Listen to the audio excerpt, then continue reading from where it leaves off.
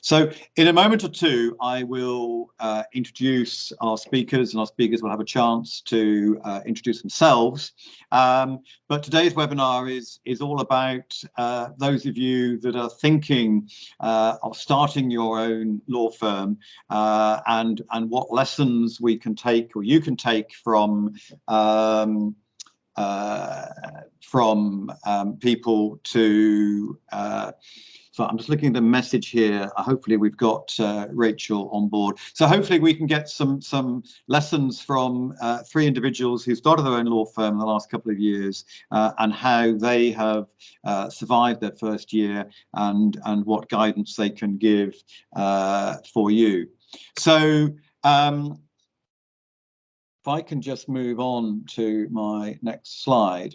So the idea is a few introductions, lessons learned, where things went right, where things went wrong from our panel, advice that they can give you for getting started, what plans they've got to think for the future, anything else to consider. And if we get time, we will do some questions, or take some questions at the end. Now, I think we've all been doing webinars for at least 2 years, but I'm sure you're all used to the format. But if you do want to ask a question, you do have a side panel on the right-hand side of your screens, where you can pop in a question, and I've got some colleagues in the background who are keeping an eye on what's being asked, and we will pick up those questions ideally towards the end, or failing that, we'll get back to you after the end of the webinar. So just a word or two about Quill. We are an affiliate partner of the Law Society of England and Wales. We're an independent business. We are privately owned, and provide a range of software and services, from legal accounts through to cashiering, through to payroll, outsourced typing and postal services if needed, with about 750 or so customers on board.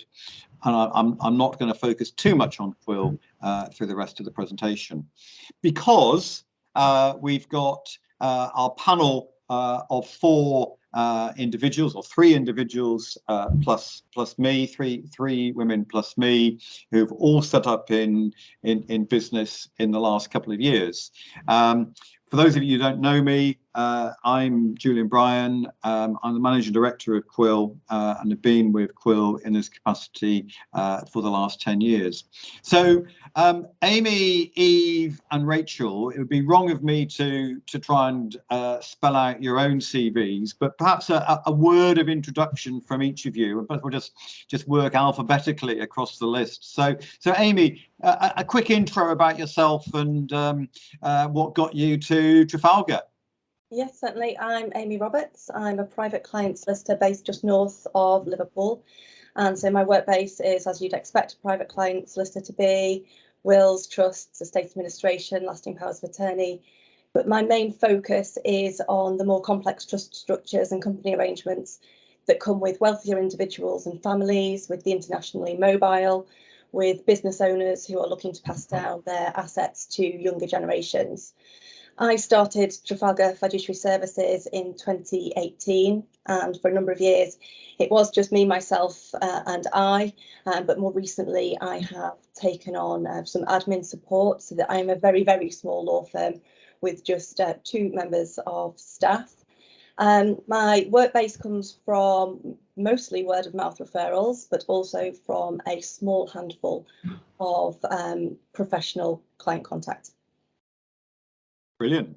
Thanks, Amy. And we'll hear more about how you work and what works well for you and otherwise in a moment or two. So Eve, we've had a lovely couple of conversations over the last week or so. Tell us a bit about your background and how you came to set up your conveyancing legal services business.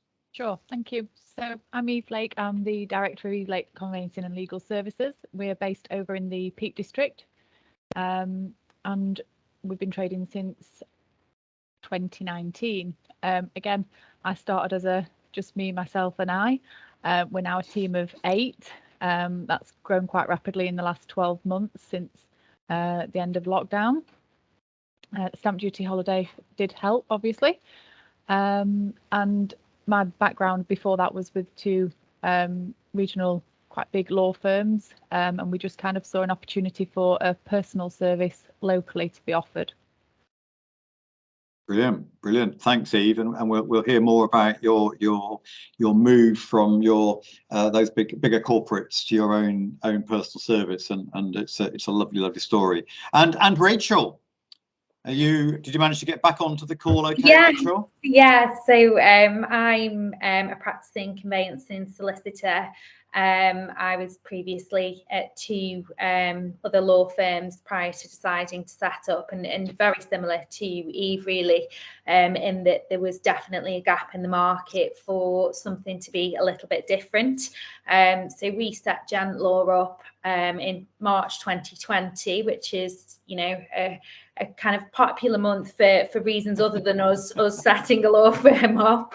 And we've specialised in conveyancing, obviously really echoing what Eve has said about, stamp duty holiday, and generally just an influx in the conveyancing market, really, and something that we're still experiencing now.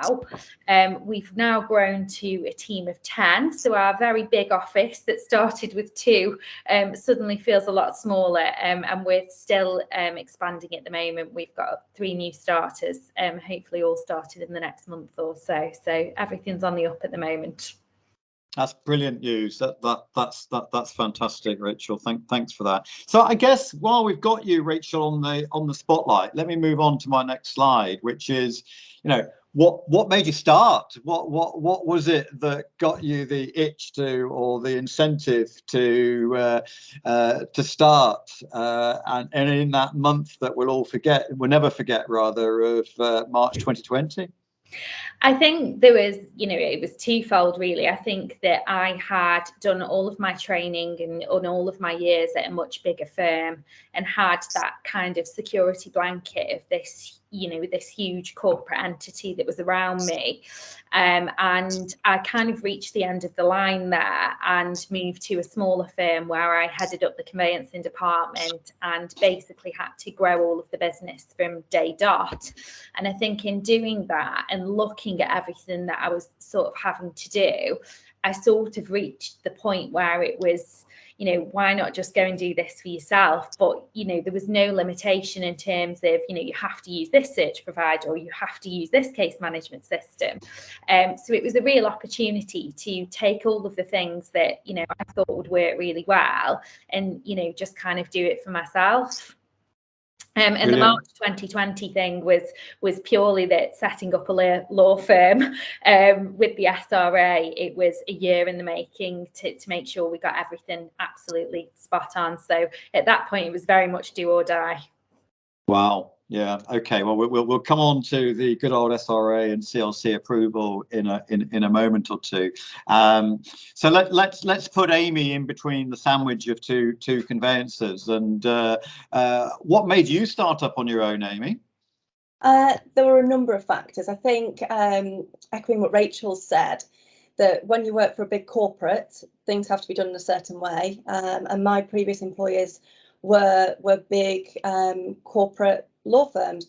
Private client section was a very small part of that, and things had to be done in a certain way, and there was plenty of red tape to battle through every single day, and it was wearying because private clients requires a degree of personal service.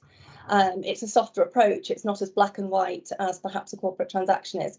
So I was frustrated with service offerings and things like that. Topped with costs, because my costs were decided by the powers that be, and sometimes it didn't always feel good value for clients, and that kind of put me off. It didn't quite feel right. And then really the main factor was work and family life, because when I came back from my second period of maternity leave, I just didn't have the energy and drive and the capacity to get on in that corporate environment. I couldn't really explain to small children why mummy was home late, and I didn't want to. So I think for the reward that was involved, I started looking and thinking, well, I could take this bit, that bit works really well, but let's make it more personal, and do it for myself and see what happens. Unfortunately, it's been very successful. Brilliant. It's interesting, this theme, and Eve, I'll pick up with you in a second or two, that this theme of being able to sort of be slightly in control of your own lives. And I'll sort of digress from the script for a moment, because I tell people this story from time to time, and I'll give you a very, very short version, and that is that I started off my life wanting to be a farmer. My father was a farmer, and my sort of training was in agriculture, and I ended up owning a long story, a veterinary software business, which I also sold, and I sold it to an American corporate, a huge American corporate. And within 2 years, I was on my knees, surrounded and wrapped up in red tape and process and procedure, and having sort of control taken away from me. So then I found Quill, and I've been thoroughly enjoyed the last 10 years or so in Quill. So I totally empathise with this Rachael and Amy's story. And Eve, what about you? Is your story similar, or have you got a different angle on yours? Absolutely similar, to be quite honest. Yeah. So one of my past employers was a big commercial, a national firm, and like Rachael, I got as far as I could go there, with different, regulations on. I'm CLC qualified, but they're an LLP, so unless I was SRA regulated, I wasn't going to go any further up the rankings. So moved to a smaller personal firm, but headed up their conveyancing department outside of a new branch that they took over. And then again, was just really providing a personal service for people, and looking at it, and bringing in all the new work producers, the estate agents, and all the other new business, and kind of just seeing a lot of them are coming to us because it's me bringing them in, so why not bring them in for ourselves rather than a corporate body.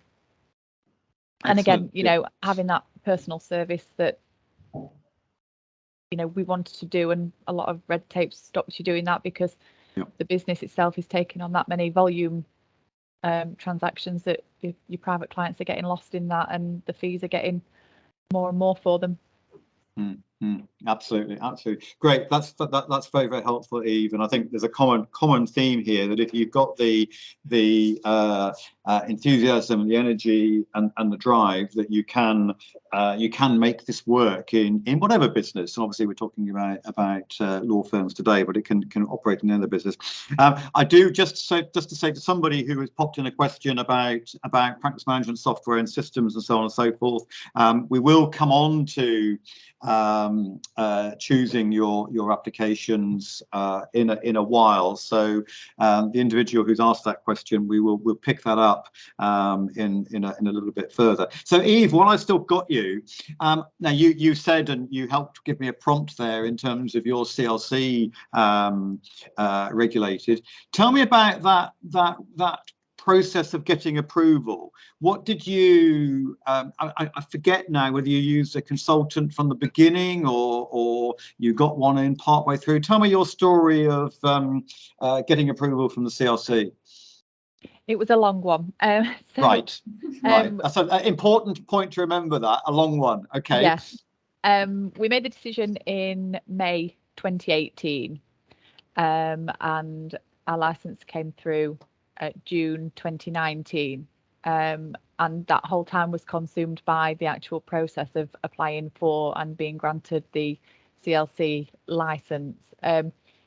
We naively, I say we, me and my business partner, we started it on our own as individuals, get the information from the CLC, the forms, all the rest of it.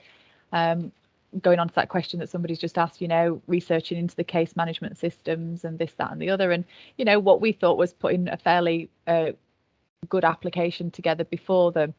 It soon transpired that, you know, we weren't going to be able to do that as lay people. Whilst I can do conveyancing probably with my eyes closed, you know, starting a law firm, and that application was a totally different matter. So we did seek advice from a consultant, Jonathan Bray, over in Cardiff, and for us that was a bit of a game changer. Yes, it was an initial cost that we, you know, hadn't really budgeted for or wanted to spend at the outset, but it helped us get there quicker. It was more concise, and you know, that's what they do. They knew exactly what the CLC needed, and you know, I think even at times the CLC came back and asked them for a lot of questions that we thought were stupid and we didn't agree with, but they were the best people to handle it for us. Okay, well, that's interesting. So you got that professional advice, and that helped you. Rachael, what's your views on? I can't remember again whether you, I think you're SRA regulated, and was your story similar, or when did you get professionals involved? Yeah, I mean, we got professionals involved from the get-go because, you know, I think the forms on the SRA's website are incredibly misleading, a little bit like the CQS application that you then later have to make. And we decided to get, because we're an alternative business structure, SRA approved law firm, we knew we were going to be up against it anyway from the get-go. Because my business partner isn't legally qualified, had to be an approved person, etc., etc. So we had consultants from the get-go. I mean, and even with them, it was from the moment we had a conversation about setting the law firm up to almost to the day we actually opened the doors, was a 12-month process. I'm really glad that it was a 12-month process, because I do feel that we had the benefit of really taking our time to look at exactly what we wanted. But there were always bumps in the road. You know, an example of that is that we were told we could apply for CQS approval prior to us being given the license. So you have to select your license date with the SRA once you've been given authorization. So we had our license to as close as possible to the day we were opening the doors. And obviously you have to have your PI insurance in place at that stage. It's all very problematic in terms of how to orchestrate that. And, you know, the consultants that we used somebody called Enderley Consulting, who were absolutely invaluable in the end. We couldn't have, you know, wished for better people. And we still have a relationship with them now. They, you know, they do all of our risk management, our money laundering training. So we've kind of carried that all the way through. I would agree with what Rachael said. Julian, at the SRA, it looks quite straightforward, and then you get into it and then you find it's quite circular, that you need to find a broker to get the insurance, because you can't go direct to the insurance, and you need to get your license date in your application form for your insurance, but round in circles. So I spent a good couple of months trying to work out what I was meant to be doing, and then gave up and got the consultant in and balked a bit at his fee, because that wasn't something that I'd kind of thought about, didn't even know those services were available. But I was so sick of going round and round in circles that it was definitely the best money that I spent. I found the SRA actually quite easy to deal with, in terms of they were very helpful. But I'm quite similar to Rachel's setup in that I'm an ABS as well, so that there was all sorts of extra. Yeah, we are too. Yeah, that it doesn't look like there are going to be that many different facets to it at the outset. I don't think my process was quite as long as a year, but I think that was probably down to the fact that there's only me that's going to be practicing, and it was always going to be very small in any way.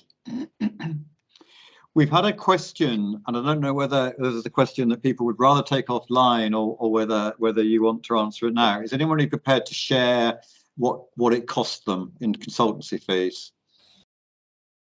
I mean, yeah, mine was very, very reasonable. In the end, compared to the PI insurance, it was great. I mean, at the time we paid about £6,000, and that was to prepare the SRA application, to write our risk management plan, our strategic plan, and all of our policies that we'd need to submit.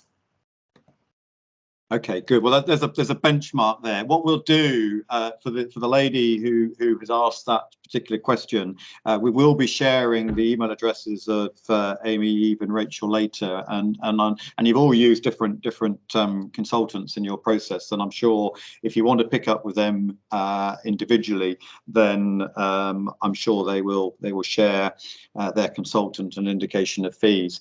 The same individual has asked about PI insurance, and I think again, in the interest of time, we'll probably leave that for the moment. I mean, insurance, it does very much depend on the area of work, area of law you're working in. Conveyancing is a much higher risk area than Amy's private client work, I would imagine, at least. I'm not an expert broker, but we'll probably let you pick that up with them individually towards the end, or offline rather, after the webinar. So let's roll on. Thank you all three of you for that. Now, I don't think any conversation or webinar or whatever can pass by without talking about the pandemic. We've already heard Rachel talking about the fact that she opened her doors in March 2020. So perhaps Rachel, you'd like to comment on that. What was the impact of the pandemic on you? You know, you literally open your doors and then what?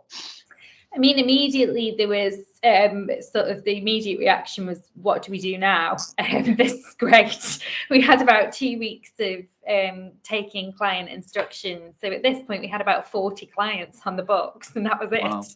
And then the housing market immediately shut down. I think for us, we were lucky in that we'd kind of already done everything up front. So, everything we'd done, we'd paid forward. So for us, we were kind of sitting ducks at that point, in the same way that every other business probably was. So we really just took the time just to really focus on things that that easily get lost when you set a business up. We honed in on content for the website, social media, and really just making our presence quite known, because we kind of knew that the housing market would open up at some point. And when it did, it kind of really paid dividends for us. So we are so much more ahead than where we ever thought we would be now. And actually the pandemic is and the stamp duty holiday and everything that came after that was basically why we are where we are. Yeah. So in some ways, it was it gave you a chance to really get the foundations and the roots into your infrastructure, yeah, your business infrastructure in that early time, without having to panic about how you were going, yeah, to service clients just for that intervening period. Well, that's really interesting. Amy, your model is a bit different. So how did the pandemic sort of impact on you? I know you like to see your clients face to face. That must have been a bit of a challenge during the pandemic.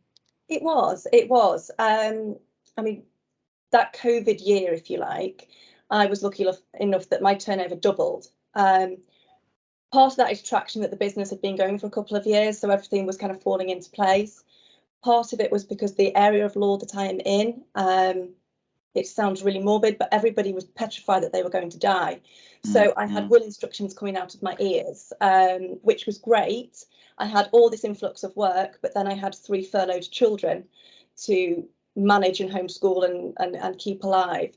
So in terms of like how COVID affected the business, it was great in terms of bringing it in, and it was just a case of time management. I know that even Rachel are in exactly the same position, trying to juggle jelly with the kids and everything else. It's time management. And in terms of clients, the existing clients were quite happy to take Zoom calls or Teams calls and carry on with instructions that way. For new clients, where they were going to be giving me large instructions and I really needed to get to know them and their business and their family, we paused it. And we just said, right, we'll go to face-to-face meetings. And as soon as those national lockdown restrictions lifted, I started again with face-to-face restrictions, albeit, all the PPE and everything else that you needed to go out and see people. But it was just a case of evolving the business. I mean, we ended up doing like a drive-through will signing, because although the government had changed the rules that you could have video witnessing of wills, it's really, really cumbersome. So for those clients that were local to me, I could prepare the wills, the hard copies. They would literally drive into my drive, stay in their car, read through the wills that I would be 2 meters away, and then my husband would come out and we would have 2 witnesses to them witnessing their signature. They would hand it back and they would drive off and everybody was safe. So it seems absolutely ridiculous that we had to come up with that. But as time went on, actually, the more ridiculous the suggestion, the more the clients would go for it, because it was trying to find a solution to the issue of, we need to have this document physically witnessed, or I need to properly assess your capacity, and I can't really do that on a Zoom meeting. I need to see you. So it was just a case of think on your feet and definitely outside of the box. Wow, I love that one. Drive-through will signing. I'm glad you didn't tell me that you had your drive-through centre next to the testing station. That would have been a little bit too close for comfort. Anyway, the other thing that always strikes me with the pandemic, and particularly for, I mean, Eve, I'm gonna pick you on this one, is risk and risk management. You know, Amy, you've picked on it here with not being able to see the client. Are they in a mental capacity to sign their will, etc., etc. So how did you get on from your money laundering checks and everything else, Eve? Is that something that you sort of had to particularly worry about? Yes and no. So I suppose whilst everything was on major shutdown, there was none of that happening. Then obviously we've got a lot of systems in place where actually we've got the biometric checks, and so much has come out of the COVID lockdown, being able to have these new systems in place and the technology to enable us to not have to see all the clients face to face, again, is a bonus that we take from that lockdown period, and is ever evolving, but definitely in the right direction. And the e-signatures and things like that, which I think was probably kind of needed in our area of law, because it was very old-fashioned in places. So I think it's definitely kind of brought it up to speed very quickly, while still keeping all the risk elements in place. So you use some form of sort of biometric verification, because I know you can have sort of photo, DIY AML these days and things like that. Is that something that you use for your clients? Yeah, so the online AMLs are okay, but the biometric, I suppose, just gives you that extra comfort that it is that person with their ID rather than somebody just copying their ID. And again, as part of the CLC application, yes, it was a long 12-month process, but like Rachel said, it was actually quite good in that it did make you think, are you doing everything that you should be doing, or how you will do this, and maybe being a bit naive in places, and then thinking, right, okay, well, I've not really thought about that yet. I need to go and make sure that my case management system that I choose integrates with the AML side of it and does everything necessary to make us safe. Yeah. Okay. Brilliant. Well, that's very, very useful and a very good tip for everybody else on the call. Now, let's move on to the good old story of work-life balance, and I think I'm right in saying that we've got all three of you have got young children, and clearly, we all need to get the balance right between work and home. And I know from my own sins that I spent far too many hours at this desk or with a laptop on my lap when being at home. And I know the few times I've been to our office recently, my productivity has dropped because I've been more interrupted by the office. But there is a danger that one gets sort of glued to the desk and everything else. So work-life balance. Who wants to kick off on work-life balance? Amy, you've got 3 youngsters, I think. So how have you managed to keep yourself going with a young family? Coffee and wine. Coffee and wine. Which order? Depends the time of the day. And honestly, I don't know. You as any parent will tell you with young children, you just do what you have to do to get through the day. We are, Rachel's mentioned this on a previous conversation that we've had, there are only so many hours in the day, and you can't fill them all, despite best efforts. So it's a case of being flexible around when you work. So I tend to do the school run in the morning, do work during school hours, then have a couple of hours off to do school pickup, dinner, and then as soon as the children are in bed, then I work another couple of hours afterwards. That gives me the work time, and actually it's quite nice because nobody phones you at 9 o'clock at night, so you can actually get your head down and get some proper work done. But otherwise it's just being quite strict with yourself, and it's not whether you own a business or not, it's just working from home, that when you're at your desk you're working, and when you're on family time you're being the parent that you're meant to be, and you're not checking your emails and you're not making phone calls, and trying to have that separation is what keeps me relatively sane. Relatively sane, and not too much wine. Jolly good. Jolly. So, Rachel, how do you balance home and work? I mean, I'm really lucky because my other half does actually work from home, so I'm definitely not going to pretend that I am not going to take credit for doing all of the school drop-offs and pickups and nursery and everything else. So I am quite lucky in that respect. But having said that, I think, you know, really echoing, you know, probably what everyone else will say, and that there is that balance. It's just, you know, it's looking at your day, knowing that you've got a really busy day ahead, and that, you know, you're going to have to knuckle down and get your head down. And I have a really strict kind of rule in that I will finish at 5 o'clock unless I'm heading somewhere straight after work. 5 o'clock is the time that I go home. I cook dinner, I deal with the children. You know, we have that few hours of downtime and family time.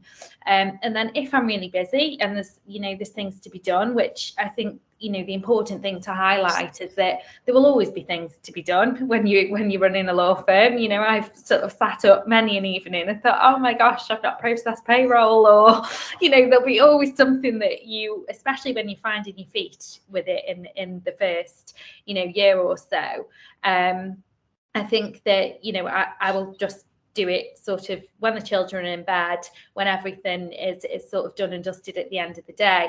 But it's kind of got a little bit more of a process for me, in that, you know, I will have an ultimate time that I will cut off, and I'll say, right, enough's enough, I'll pick this up again in the morning, because you could work for, you know, for every hour of the day. Yeah. I must admit, I was doing something fairly late last night, and I made mistakes, and I think the other, you know, you get tired and you make mistakes, and you end up, in this particular case, I ended up sending the wrong document to somebody, and you end up just having to do the rework in the morning, which is not productive. So I think I'm very envious of your strict ability to shut up or to stop and to focus on to something different at 5 o'clock. I think that's really important and invaluable.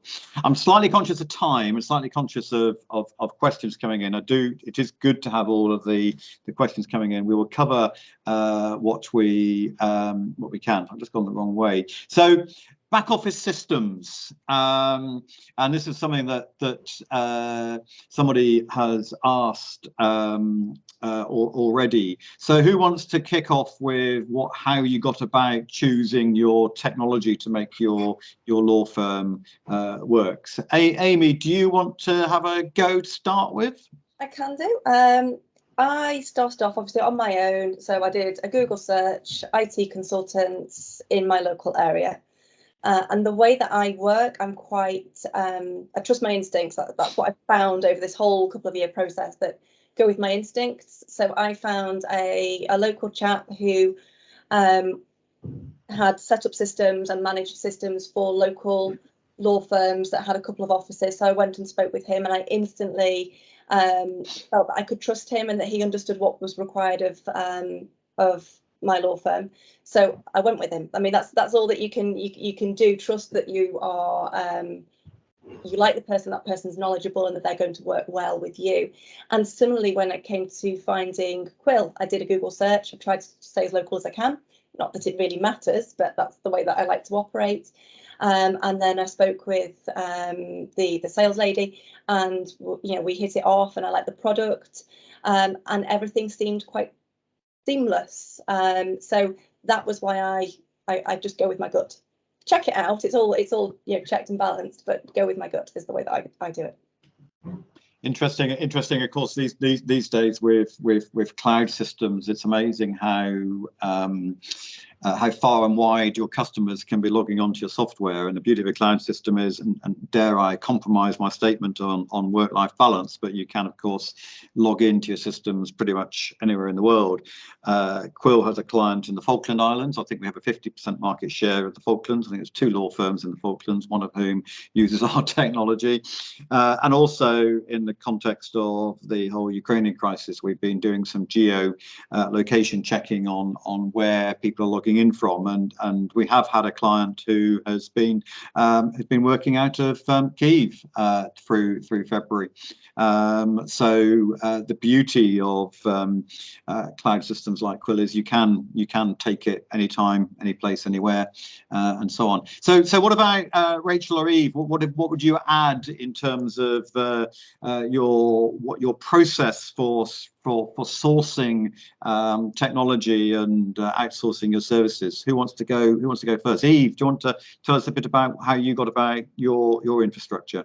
Yeah, sure. So with regards to our kind of IT systems, again, you know, we've not got the need or the money for you know, an IT department, but we work with a consultant who again has his own business, so we like to support other people in their small businesses, and you know, he's an honorary member of our workforce anyway. But yeah, so we joined a couple of small local business networking groups and get contacts that way, which is really good. And with regards to the case management systems, you know, when you go to look at them, you can try a lot of them, so try as many as you can, see which ones you like. You'll have worked with some before, you'll like the look of them, you won't like the look of them, you'll want something that's kind of familiar to you or something that you might want to build yourself, so you know, it does what you want it to do rather than what it tells you should do. And going through the case management systems was what led us to Quill. And we didn't go with the case management system that led us to Quill, but we went with Quill and went with a different case management system. So, you know, try before you buy, try them all and see what fits for you and your business really. But well, just starting up on my own without Quill and that back office accounting room, we wouldn't have got the license, and you know, we wouldn't have been able to manage initially. So the fact that things like this are in place just enables the market to open up to small businesses like us that aren't your big corporates with your backroom accounts and all the rest of it. And Eve, how does the outsourced cashiering work for you? It's brilliant. We couldn't manage without it. Okay, well that's really reassuring, and I think the important message here is, you know, you'll all have everyone will have a mental shortlist, but I think getting a dem and asking the right questions of the software, whatever software one chooses to go for, is important. Rachel, have you got anything you'd like to add? I think probably exactly the same notion really. It was sort of having experience of a few different case management systems, very different setups as well. So the bigger corporate firm that I worked for had their own IT infrastructure, they had their own IT team, they had their own servers. So that was, you know, we went from sort of that to going to a smaller firm that were all cloud-based, and they had their own accounting team inside, but there was gaps. And essentially, I think the top of my list, you know, when we looked into all of this, was selecting the case management system firstly that I thought would work for me, and that I would be happy with. But the second sort of strand to that was making sure that there was enough integration within that case management system with all of the other things that we would need. So it kind of had to tick all of those boxes really. The accounts integration was an absolute must for me. Especially in a conveyancing role. It wasn't, I've worked in systems before where the accounts is completely separate. And I think with the conveyancing, you know, it's all of our day job all day long. We have to be looking at those ledgers all of the time. So that is just perfect for us. And that was kind of a really big sway, but also land registry integration, search integration. It was all of those things. Absolutely. And I think integration is not only time saving, but it's also about not having to rekey that information and maintaining the accuracy and integrity of the information, which is really, really important. And we with Quill software does integrate with a number in sort of Rachel's conveyancing world, a number of specialist conveyancing systems, so that you do get, if you like, the best of breed, the best of both worlds, with the specialism of the conveyancing system together with, as you say, the transparency of making sure that you know where your ledgers are sitting, and you're not going to breach. I'm conscious of time, and I'm going to clock on. I think if we said to ourselves, what was the biggest challenge that you all faced through this sort of first 15 month journey?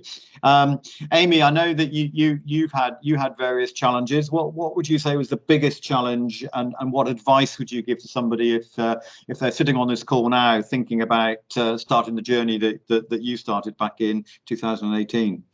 I think for me, because there is only me and I don't have a lovely team that I can kind of bounce ideas off, it's having somebody that has the oversight and can remind me, where I'm trying to go. I am a solicitor. I'm interested in the detail. I'm a details person. And sometimes personally, I find it quite difficult to look at the broader picture and just step back and think, well, I've achieved this, and this is the next stepping stone to get to the end result. So it's having somebody that can give me a little bit of help or redirect me if I start getting myself bogged down in the detail.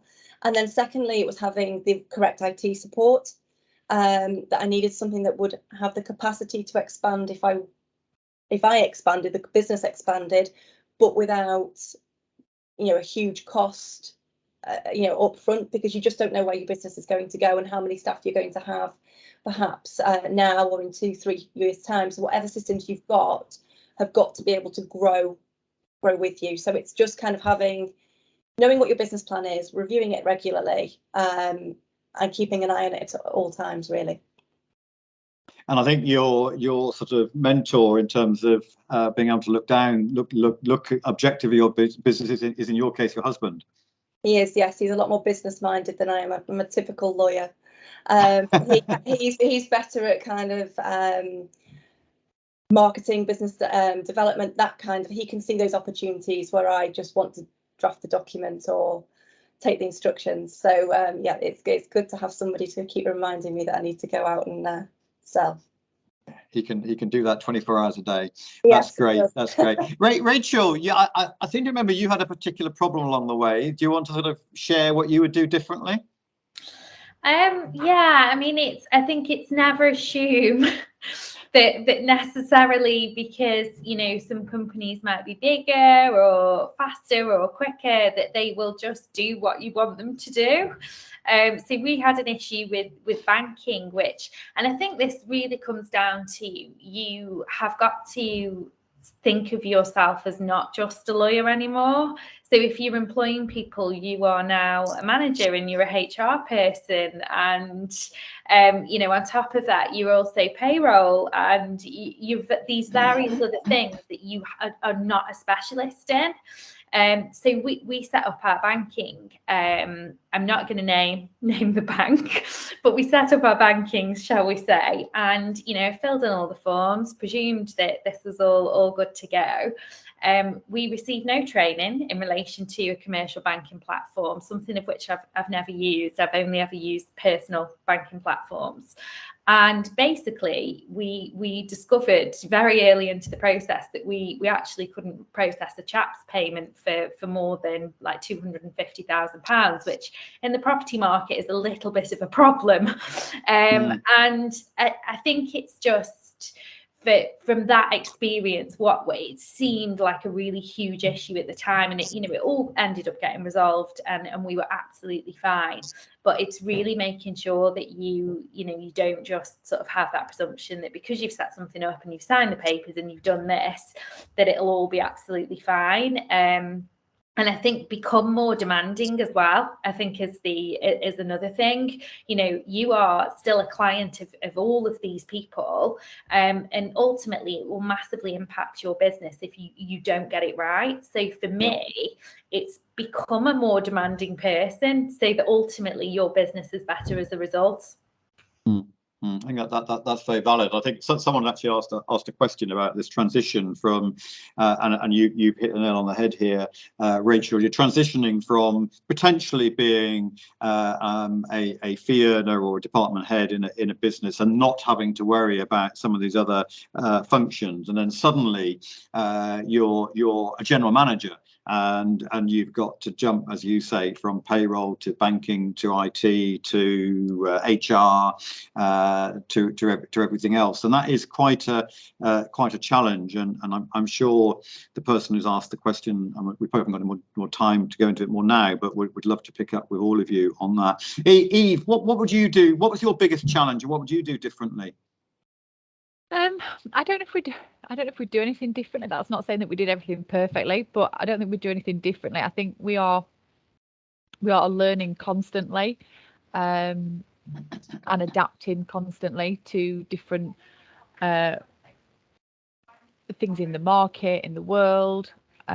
Personally, you know, with staff as we grow, I think I would just, you know, always tread with caution and always be ready for that next challenge and the next bump in the road, or the next thing that's, you know, going to throw you out or throw you off course, and just be aware of that and just be ready for it, I suppose.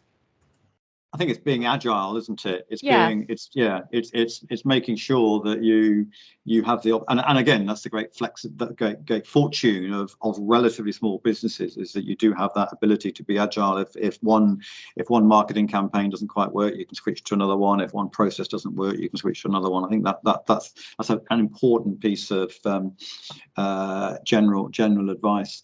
So, what about the future, folks? We're near to wrapping up. 5 years time, Eve. 5 years time, where do you see yourselves?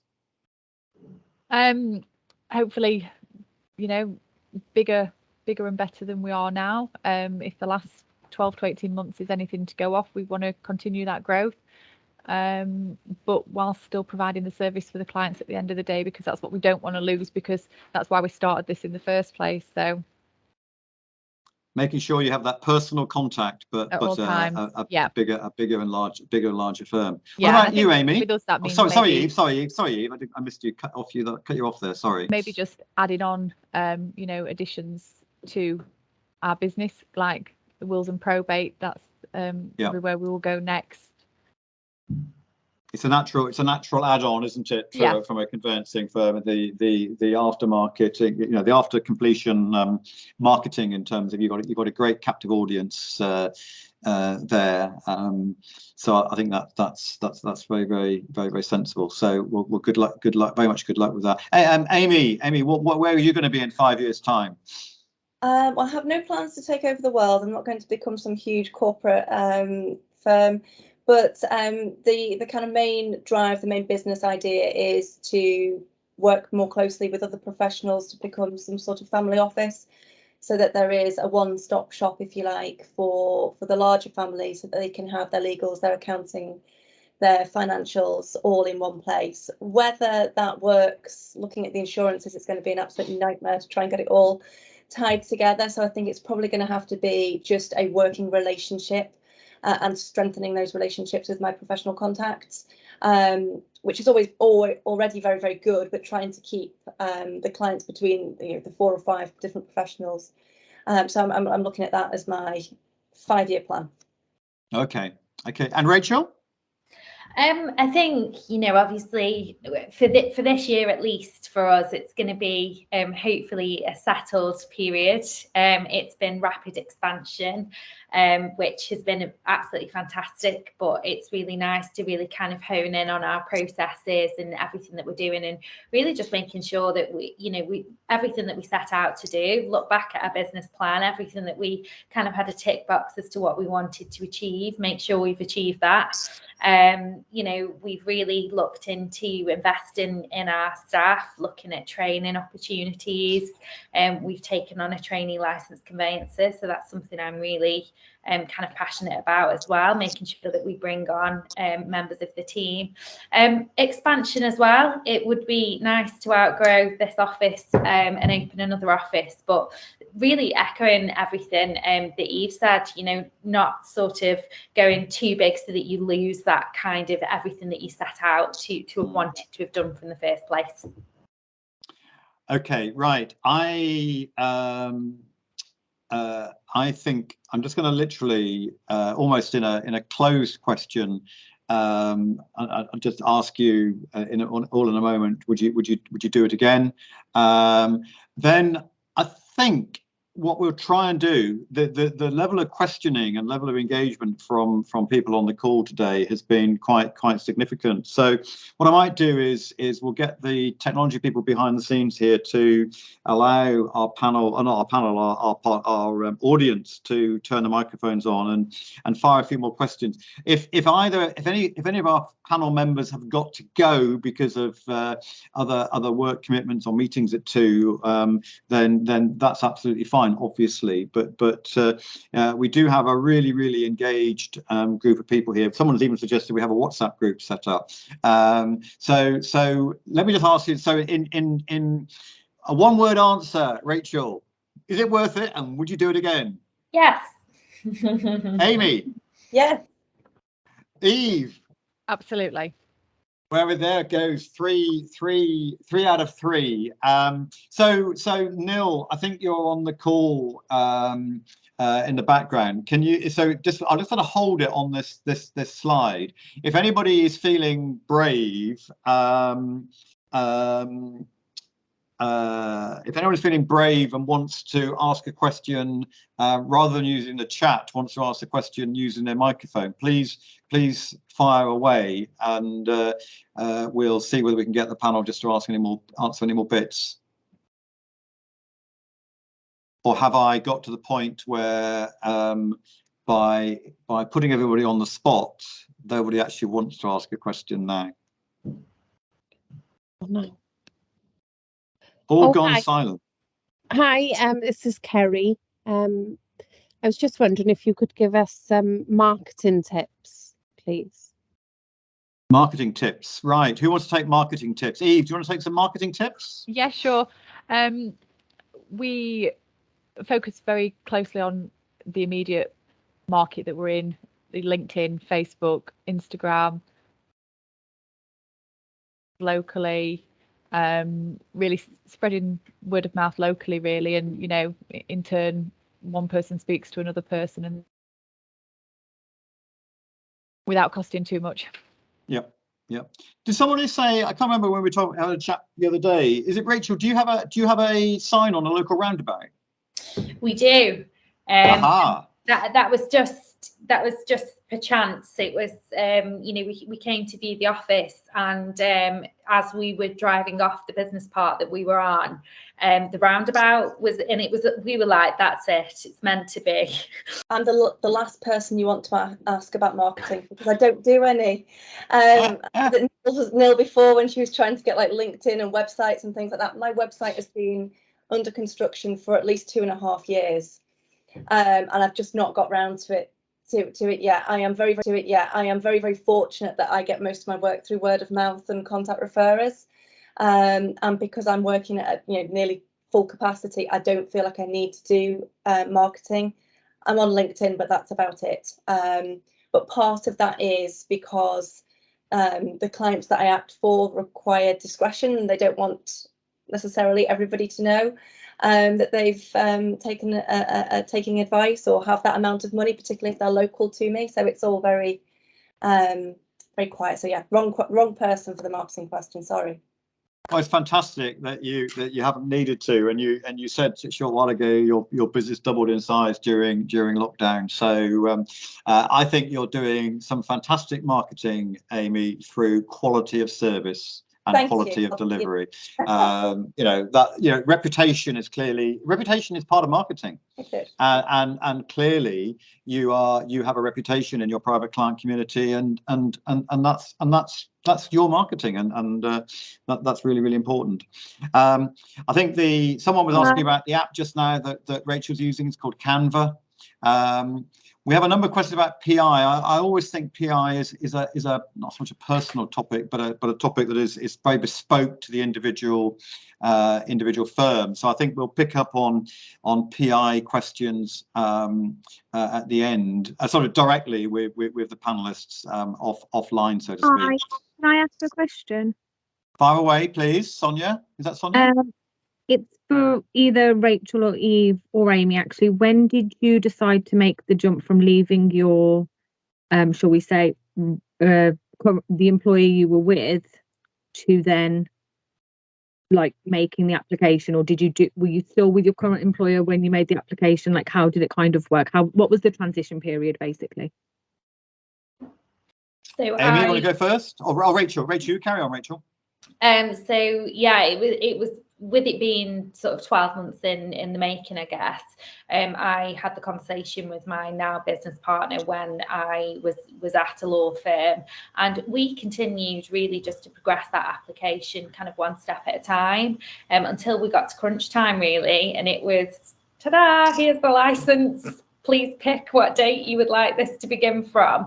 And so the second we got authorization, that was when it depends on your notice period ultimately, but I had a 3-month kind of termination in my contract. So at that point, as soon as I got the firm authorization through, handed in my notice, gave a date to the SRA that we'd like to start, and then just ran my notice down from there.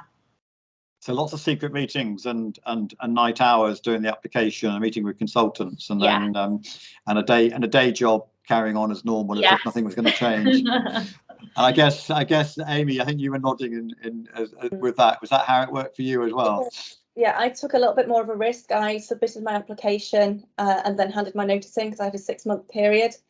Yeah, we did too. It was a bit an anxious time, but we'd worked out the family finances. We were going to be all right for a couple of months. So after that, if I didn't get paid and didn't have the work, so it was just jump with 2 feet and hope for the best. As long as you've done all the prep, just go for it. Do it. It's the best thing ever. I think as well, once you've made that decision, don't, if you're going to go for it, because whilst you're still in employment, you're still quite comfortable, and it is a big step. Okay, brilliant. Okay, yeah, I Thank think you so much. you're good. Any other questions? Could I ask a question, please? Yes, of course. Is this Giselle? It is Giselle, yes. I'm not sure if I may have missed this at the beginning, and apologise if I did. I was kind of in the middle of 3 conversations at the same time when we started. But I just wanted to know, what would you say are the top 3 things that you need to think about and consider and do first to start the ball rolling? Golly, who wants to go first on that one? I'd probably say go for it, Rachel. Number 1, finances. Whatever you think it's going to cost, add a little bit more on. Definitely. I think is the first thing. The second thing is you constantly need to have a sort of a strategic plan, which encompasses absolutely everything from the get-go, and that almost needs to be a live document. So you need to be looking at every aspect. Where is my office going to be based? Who am I going to bank with? Who is my case management system going to be? All of the practical things. Where am I going to order my office furniture from? I had a spreadsheet with all of these things bullet pointed, and it was very much a work in progress. And I think the third thing, it's quite difficult. I think finances definitely. I think definitely, how everything's going to come together, and how you want to present yourself as well. I think it's probably the other thing. Okay. Who and wants really to add to that? Eve, go your for regulators. The application. It won't make much sense to you probably when you print all the forms off, but try and familiarise yourself with what they're going to be asking and expecting before you do that, so you can get yourself ahead of the game and you know, whether that is to speak to consultants straight away and, you know, get an idea of what they can offer and how much they're going to cost, but really familiarize yourself with that application, because that's going to make or break you. Would you add anything, Amy? What's on your list? Know your market, know what you're trying to achieve and where your price point is going to be. It's all very well and good saying I'm going to go set up my own law firm and it's going to cost me X thousands of pounds to do that. But if you are offering something that, you know, 2 doors away offers as well, you know, what's going to make you stand out? So you've got to know that it's actually going to work, or have a reasonable belief that it's going to work financially for you, because it's an awful lot of time and effort and money to just disappear down the drain if it doesn't work. Thank you so much. That's really valuable. Thank you, everyone. Okay, we've probably got a chance for one more question, and then I am conscious that our panelists have given up a lot of their time, and they've got some conveyancings and some private clients to see too. Do we have one more question from anybody?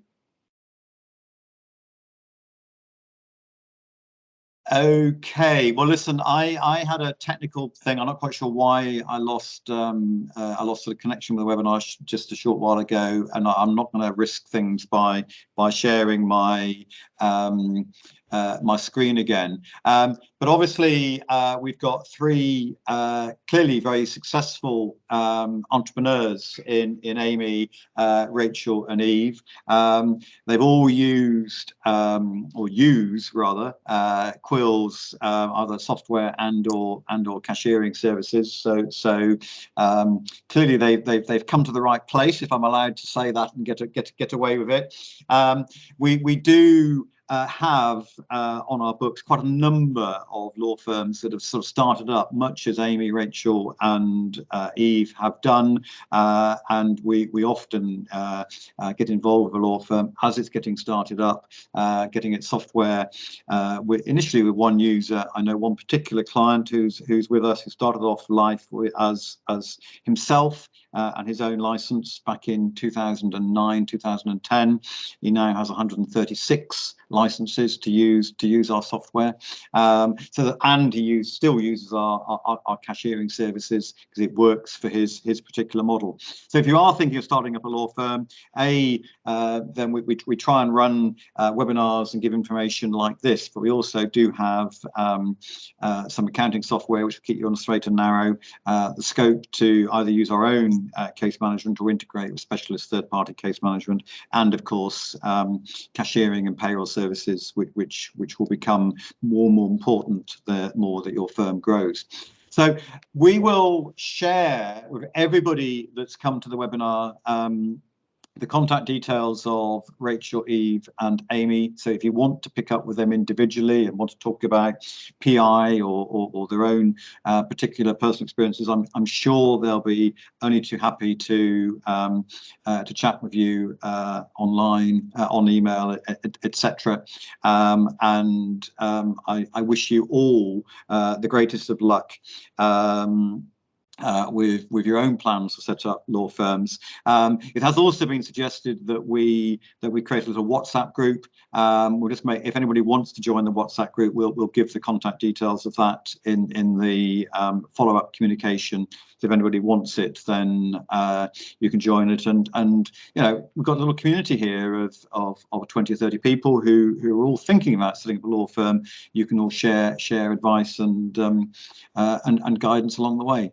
So, but last but not by no means least, thank you to the 3 of you, to Amy, to Rachel, and Eve, for giving up your time, not only just this lunchtime, but also in the preparations for today. It really is appreciated, not only by me, but I'm sure by our audience. And I would like to say, you know, personally, very good luck to the 3 of you in growing your businesses, and I'm sure you will have very happy, successful, life-balanced enterprises to look on in 20 years' time when you are looking back at the formative years of your business. So thanks everybody for joining.